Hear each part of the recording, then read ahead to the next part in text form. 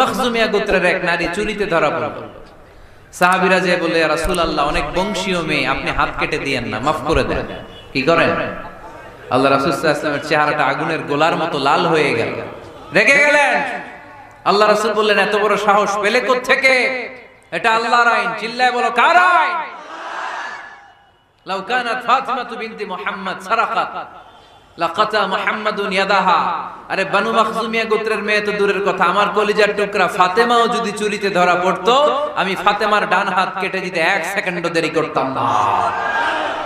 কারণ বিধানটা কার?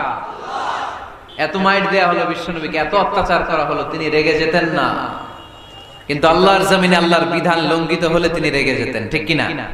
এজন্য আমাদের রাগটাও হতে হবে এমন, অপ্রয়োজনে আমরা রাখবো না। কিন্তু আল্লাহর জমিনে আল্লাহর বিধান যদি লঙ্ঘিত হয়, দুর্বলের উপর যদি সবলের অত্যাচার হয়, সমাজে যদি বিশৃঙ্খলা তৈরি হয়, তখন মুমিন রাগান্বিত হবে, বজ্র কণ্ঠে গর্জে উঠবে, চিল্লায় বলেন ঠিক কিনা?